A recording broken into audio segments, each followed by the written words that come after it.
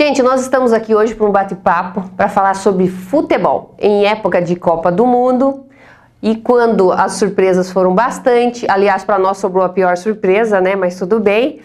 Nós trouxemos aqui o nosso diretor de esportes, o Fernando Afonso, para estar tratando do assunto com a gente. Tudo bem, Fernando?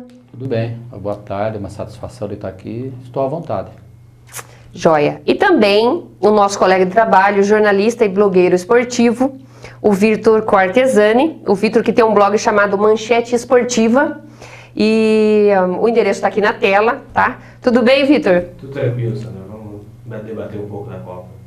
Muito bem. Gente, é isso. Eu vou fazer uma pergunta para vocês dois. Eu quero que vocês dois falem sobre isso na sequência.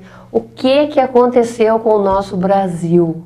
O que foi 7 gols da Alemanha em cima da equipe que tem, a princípio, o melhor futebol do mundo? Olha, minha opinião, eu acho que o Brasil demorou para cair na realidade. E a realidade foi esse 7-1. Eu acho que a gente vinha jogando assim, um jogo burocrático que não estava rendendo. Um time sem comando, assim, sem treinamento, convocação mal feita. E foi o que aconteceu. 7-1. Nós vimos nitidamente, né, Fernando, os jogadores perdidos nesse último jogo contra a Alemanha. Já vinha aí de jogos assim que a gente via algumas falhas e tal, mas na Alemanha foi assim, acho que uma infeliz surpresa, né? A gente caiu na realidade. Aí que você sente que uma equipe estava sem comando, porque não é impossível um jogador de nível de seleção brasileira levar os 5, 6 gols em 20 minutos e ninguém soube acordar para saber o que estava acontecendo. Uma sequência de gols, né? E eles faziam aquela cara de, nossa, o que está acontecendo? Mas e um gol em cima do outro. Exatamente. Eu estava assistindo o jogo com a minha família e nem futebol de salão toda a minha vida eu nunca vi isso. Foi um desastre total. Vitor, você, o que você analisou aí desse jogo contra a Alemanha? Acontece que esse jogo evidenciou todo o trabalho mal feito que vem desde 2010. Desde que saiu o Dunga, entrou o Mano, parou na Olimpíada, ele saiu depois da Olimpíada. São treinadores com características diferentes, né? O Mano tem uma característica diferente do Filipão. O Filipão joga mais na defesa, o Mano abre um pouco mais o time, gosta de um estilo de jogo diferente, mas que também não encaixou na seleção. Também não conseguiu encaixar por inúmeros motivos, falta de apoio, jogadores não estavam em boa fase quando ele pegou também. E culminou nesse 7-1 da Alemanha, que você viu o time totalmente perdido, não tem reação, não tinha esquema para fazer. Eles não conseguiram nem jogar a bola para fora para dar uma parada nos ataques da Alemanha, nem falta conseguia fazer. Esses jogadores, eles têm uma faixa etária de idade nova. A gente via muitos comentaristas falando que talvez faltou alguns jogadores mais experientes. Será que é isso mesmo? Faltou experiência. Só que no começo do trabalho do Mano, lá atrás, queria uma seleção totalmente nova. Então foi apostado numa base mais nova que foi crescendo. Só que na hora do pega pra capar mesmo, faltou um cara que parasse ali e falasse, gente, já tá 4... Um comando de verdade, já tá 4-5, vamos pegar leve para não ficar pior a humilhação. E ali você via que tava todo mundo descontrolado. Aliás, quem pegou leve depois de um certo momento foi a Alemanha, né? Que tirou um pouco o pé, porque acho que poderia ter sido um resultado maior, não é não? Inclusive hoje eu estava vendo um site de esportes que eles fizeram um acordo entre eles no vestiário para segurar um pouco, para não ficar muito humilhante. Eu acho que foi isso realmente que aconteceu.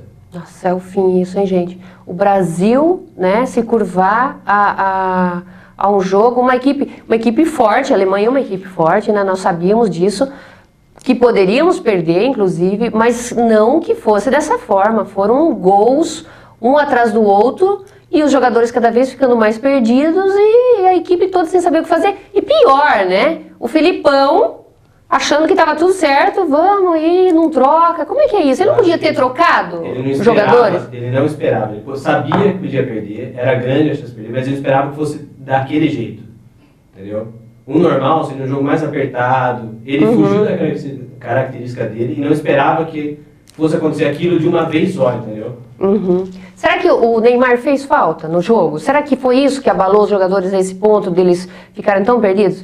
Thiago Silva, cartão, ficou de fora. Neymar, aquele problema todo, que era, querendo ou não, era uma base do time, né? Será que isso influenciou, gente? Eu acho, honestamente, que não. Eu acho que com o Neymar, Thiago Silva, a gente ia perder do mesmo jeito. Não, talvez de 7, mas não fez falta, não.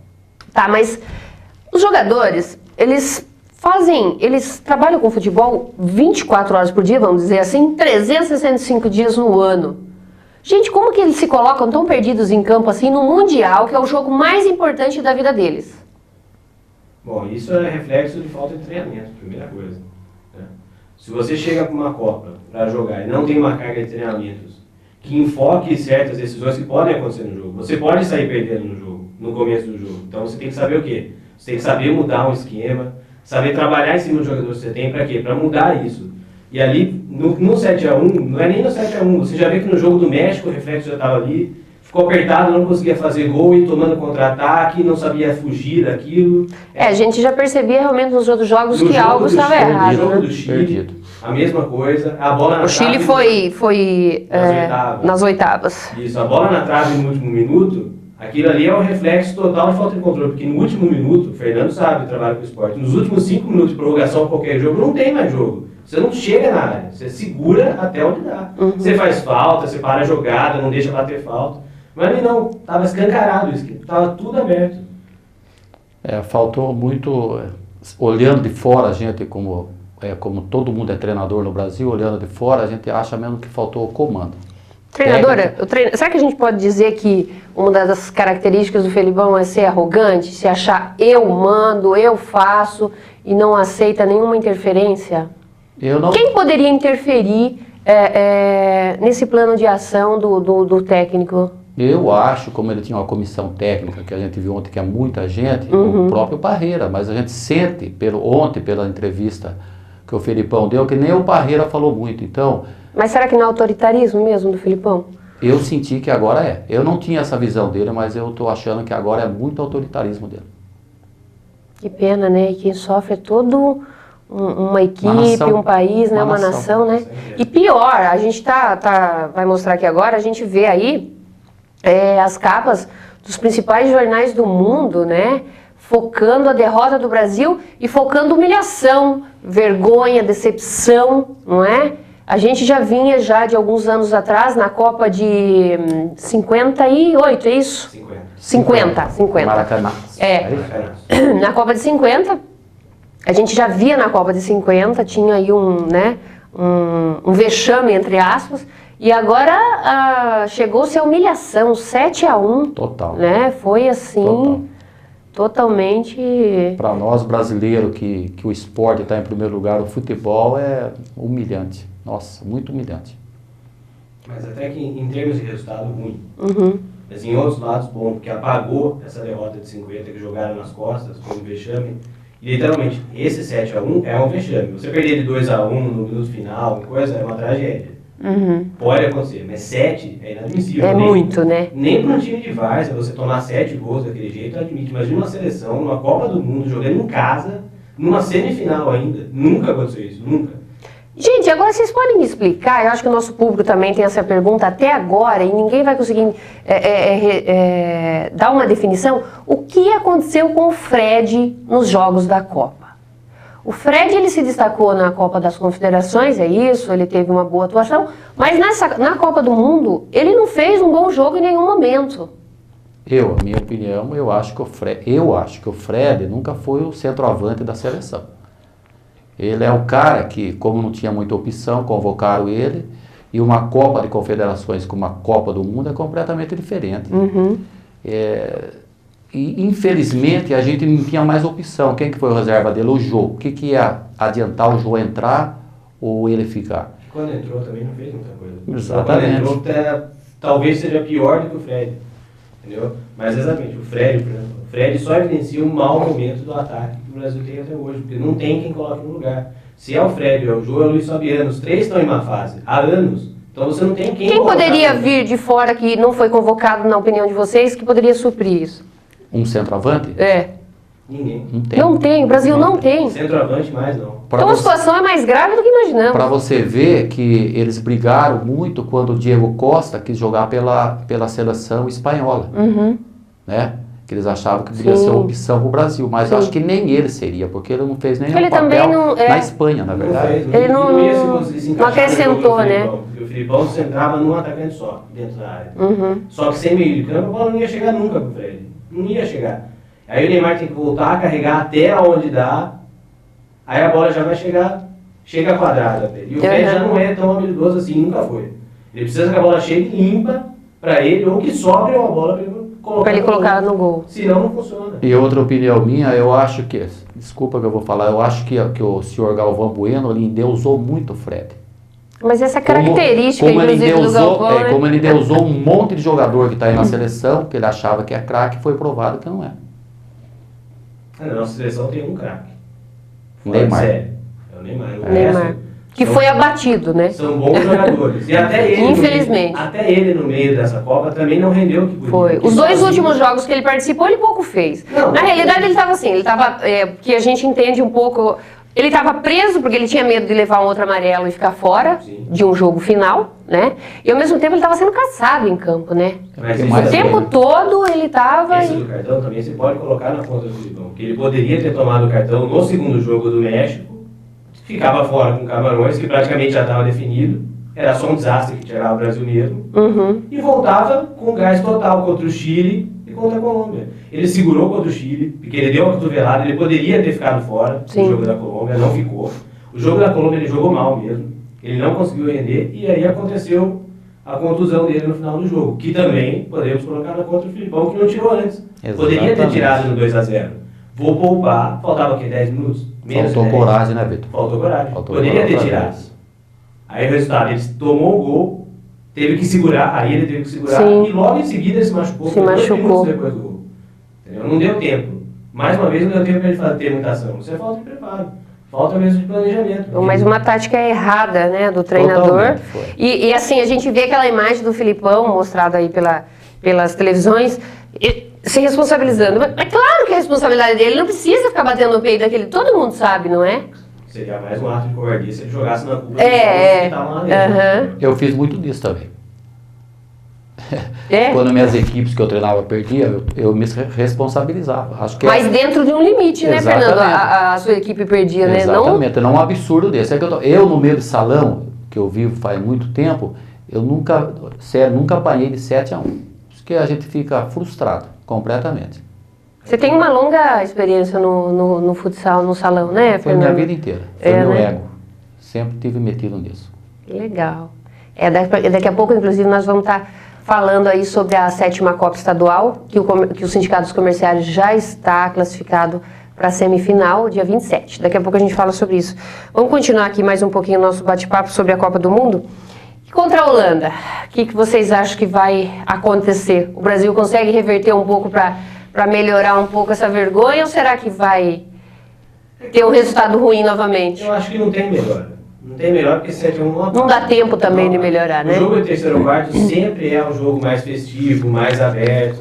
E agora tem um agravante pior. A Holanda não queria nem jogar o terceiro e quarto. O técnico da Holanda já declarou que não tem necessidade de jogar comentar isso. Vai entrar com reservas.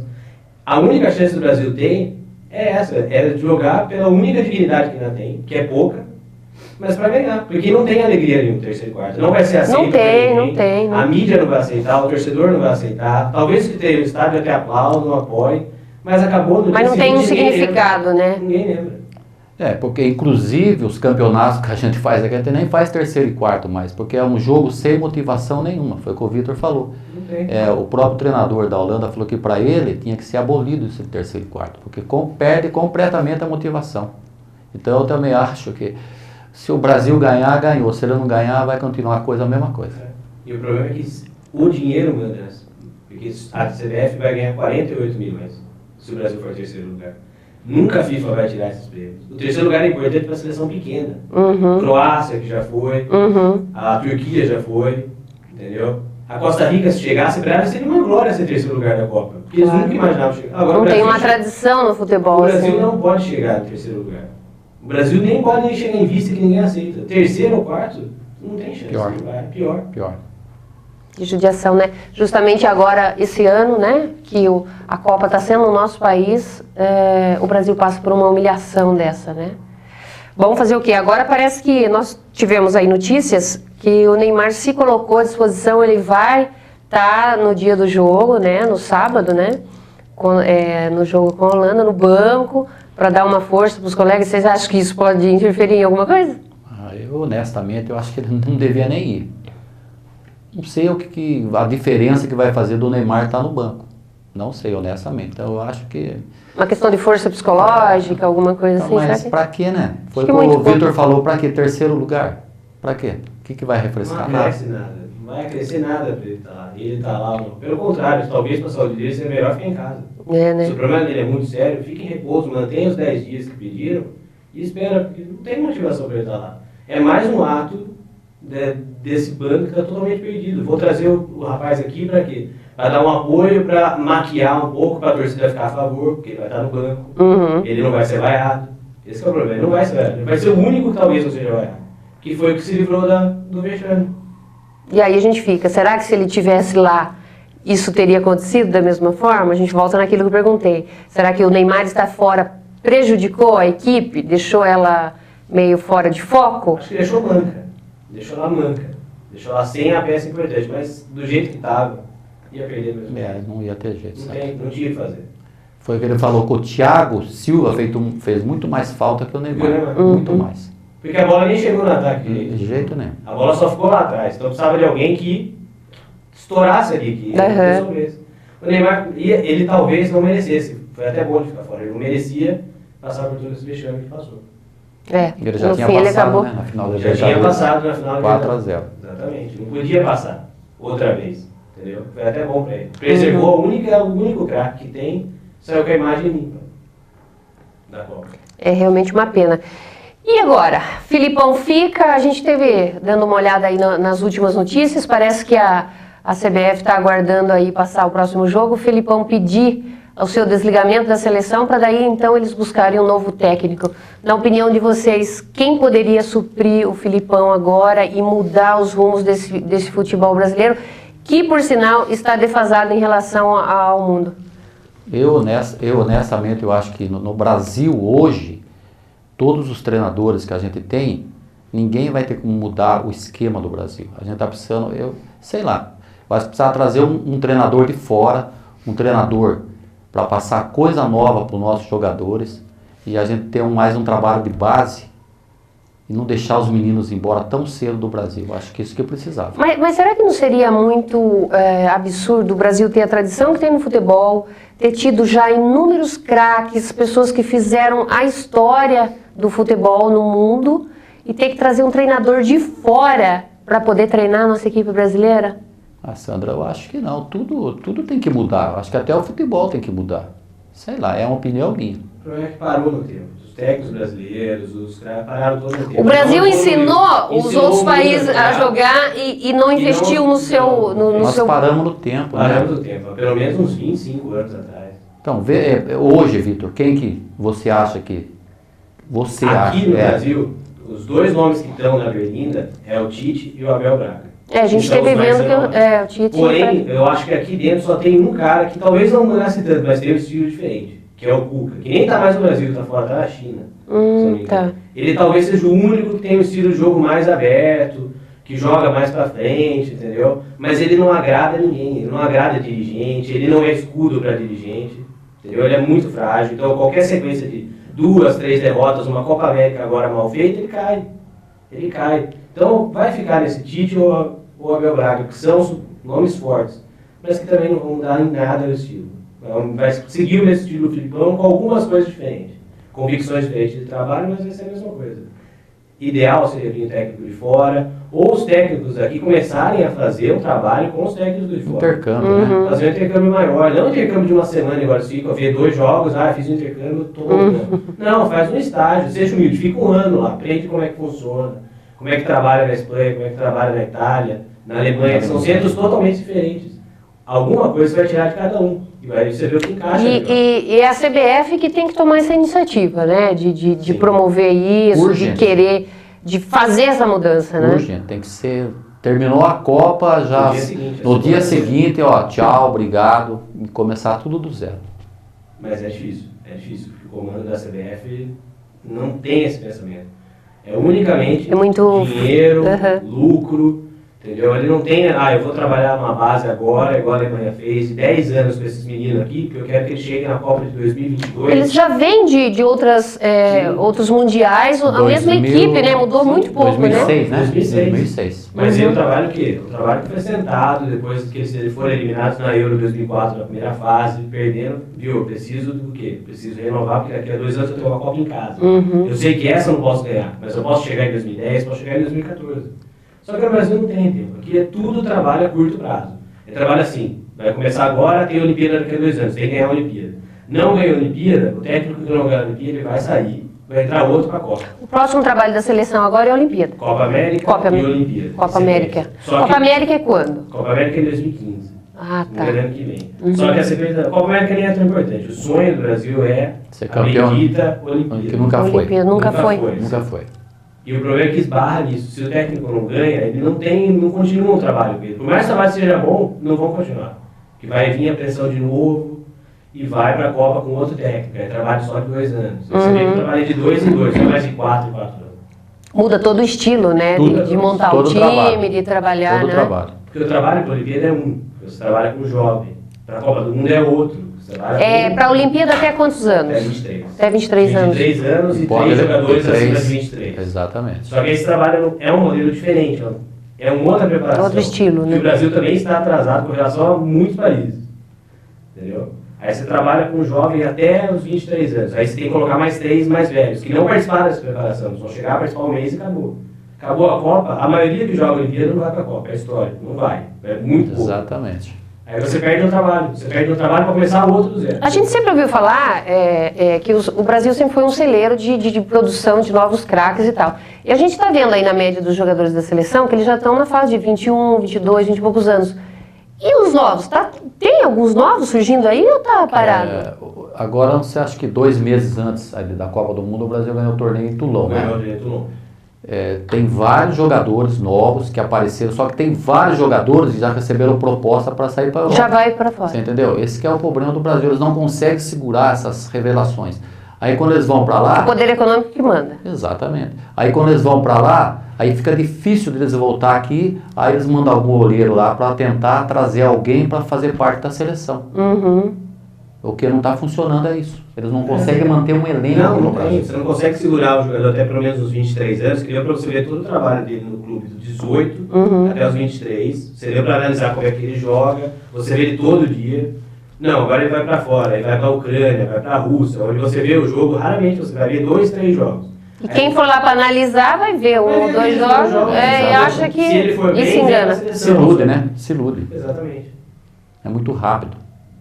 Não tem sequência, no Brasil não tem sequência. Os clubes não conseguem investir, são tão falidos, estão todos quebrados. Então você também não podemos, eles não tem como segurar. A fonte de venda deles é essa, o jogador fica com ele 1 ano, vende. E para o jogador, claro, né? Ele vê. O sonho dele é claro, jogar fora. Todo jogador tem o sonho de jogar fora. Claro que talvez, com 17 anos, ele quer ficar mais tempo com a família, no Brasil, entendeu? Mas não consegue. Infelizmente ele não tem nem opção. Nem opção, porque é dividido entre vários empresários e o clube. Se o empresário aceita, o clube aceita, ele pode falar não, à vontade que ele vai, do mesmo jeito. Ele vai ser. Não tem como segurar, né, Beto? Ele vai ser vendido, né? Realmente é uma situação que precisa ser revista, parar, pensar, dar uma renovada na forma como vem sendo conduzido o futebol no Brasil, porque depois do resultado dessa Copa, que está sendo no Brasil, realmente, se não for revisto isso, eu acho que o Brasil aí pouco vai conseguir fazer de agora para frente. Foi que nem o Vitor falou, o problema é que a CBF, o comando da CBF, eles são teimosos, né? É o Zé Maria Marinho e agora vai entrar o Léo Neto. Né? São os dois, da mesma linha. Exatamente. O Marinho ainda tem um agravante, o Marinho participou do processo na época da ditadura, ele era um dos torturadores, fazia parte da equipe dos torturadores. Um cara desse não podia estar no comando da CBF em hipótese nenhuma.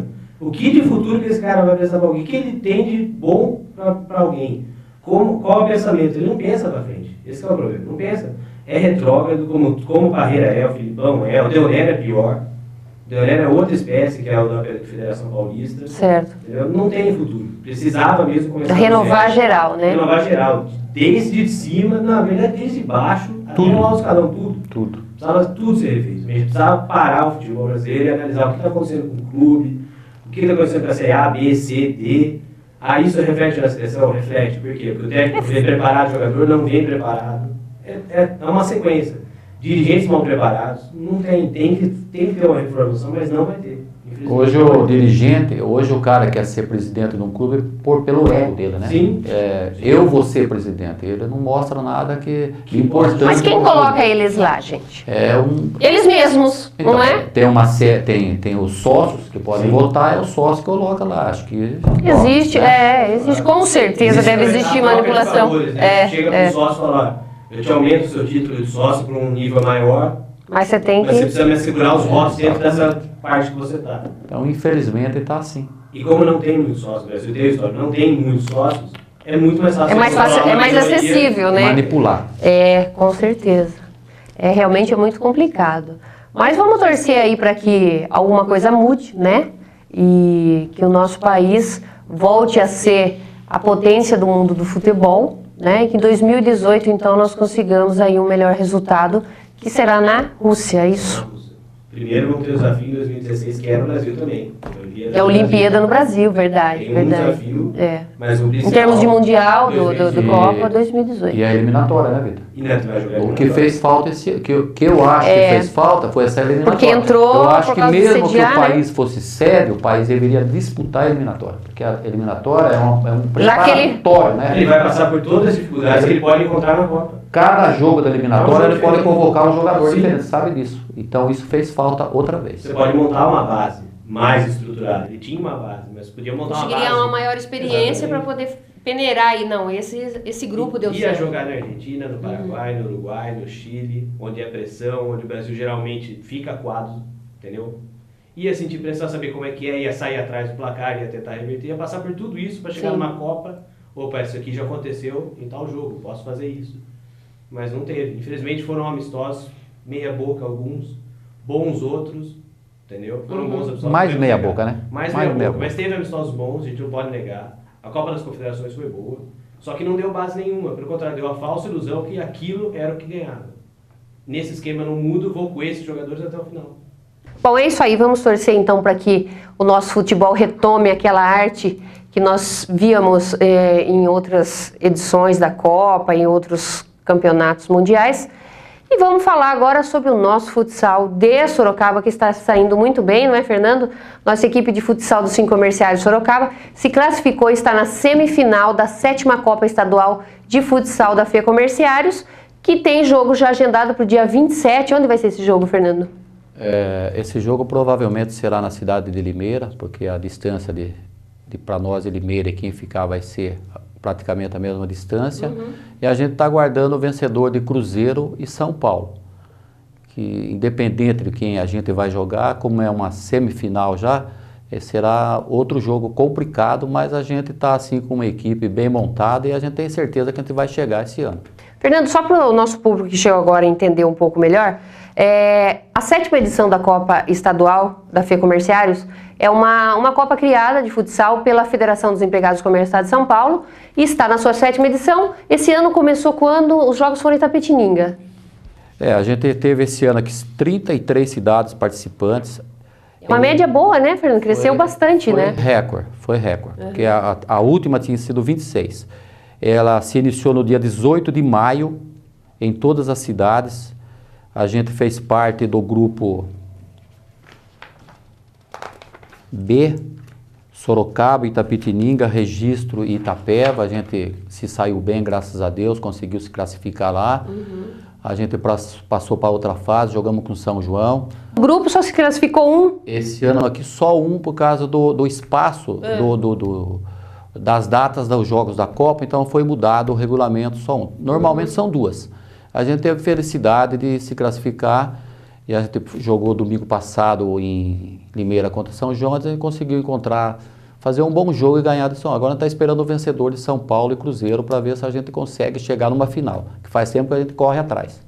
A gente chegou, a 3º lugar foi a melhor colocação que o Sorocaba chegou nas outras edições. A gente chegou no primeiro ano, a gente ficou em 4º lugar, e depois no ano seguinte a gente ficou em 3º, daí ficamos 2 anos sem chegar. No penúltimo ano a gente perdeu o título para Ituverava. Tá. Vitor, o Vitor acompanhou aí os jogos também, junto com a gente, né, fazendo a cobertura aí do campeonato. O que você analisa aí da equipe de Sorocaba, Vitor? É uma equipe realmente boa, tem chance de chegar à final, ser campeã? O banco de Sorocaba também é um banco bom. No último jogo, por exemplo, da fase classificatória, Sorocaba estava perdendo de 3-1, fez as trocas, conseguiu virar para 4-3 no final do jogo. Olha que legal. Mostrou poder de reação. E tem um time bem entrosadinho, sabe o que quer, toca bem a bola, entendeu? Não tem individualismo, pelo contrário, são um jogo bem coletivo. O time de Sorocaba está indo no caminho bem. Ô Fernando, me diz uma coisa, como que são escolhidos esses atletas que participam aí da Copa, que representa Sorocaba na estadual? A gente tira dos campeonatos, Sandra, que a gente organiza 2 campeonatos por ano e a gente sempre deixa uma base de 3, 4 jogadores, a gente aí pega os outros que aparecem e a gente tem um treinamento toda segunda-feira aqui no ginásio. Então existe um treinamento fixo Toda segunda-feira esse pessoal dessa equipe treina direitinho, das 8 às 9h30 da noite eles estão aqui treinando. É por isso que foi o que o Vitor falou, a gente esse ano aqui, todos os anos a gente consegue montar uma equipe forte, mas esse ano aqui a gente tem mais opção no banco. E esse ano aqui o time nosso está bem fechado, entendeu? Não tem aquele que um é melhor que o outro, todo mundo é igual. Isso que está fazendo na mesma linha de... Tá fazendo parte, ou assim, do grupo, a diferença é isso, que todo mundo um torce pelo outro, independente se um entra jogando ou o outro entra jogando. Que legal, né? Então a gente pode dizer que o nosso time está mais bem entrosado do que esteve aí os nossos jogadores da seleção brasileira nesse Mundial. Bem mais treinado. É isso que eu estou falando, o grupo ele está muito unido, você sente quando a gente vai nessas viagens, que a gente só jogou fora, que um torce pelo outro, independente se o A vai entrar jogando, interna, não né? tem, ou se o B vai entrar, então isso é muito importante num grupo de futebol. Você é o técnico também ou tem um técnico e você só coordena a equipe como um todo? Eu, como faço parte da comissão organizadora da federação, eu torço só com o coração, eu vou lá, sofro assim caladinho. A gente tem um treinador, que é o José Carlos, que é da área elétrica, e ele, graças a Deus, ele conseguiu unir esse ano aqui um grupo bom e o pessoal escuta muito ele, é isso que está fazendo a diferença. É um líder mesmo, né? Ele é um líder. Que legal. Bom, você então faz parte da equipe técnica que organiza o campeonato. Como que vocês fazem inicialmente isso, Fernando? Como que vocês decidem, como que vocês se reúnem para poder organizar a Copa? Em qual período do ano começa esse trabalho? Em janeiro, todo ano de janeiro, a gente já começa uma reunião na federação, a gente é em 16, que faz parte da comissão organizadora. Aí a gente começa... É por região? Por região, é por regional, né? Esse ano que foi feito por regional. Certo. Então, é mandado ofício para cada presidente de sindicato e graças a Deus esse ano aqui, como teve recorde, a gente espera que o ano que vem seja melhor ainda. Então é um trabalho em conjunto de todo mundo. Que legal, que bom, e tá surtindo resultado aí. Vamos torcer então para que a nossa equipe de Sorocaba finalmente chegue a ser campeã, né, Fernando? E traga aqui o troféu para nossa cidade, ok? E é isso, gente, nós vamos encerrando aqui o nosso bate-papo. Gostaria de agradecer ao Fernando, ao Vitor, pela conversa, pelos esclarecimentos sobre o futebol, o nosso futebol, tanto em nível de Copa, como o nosso futsal estadual. Obrigada, gente, e até a próxima.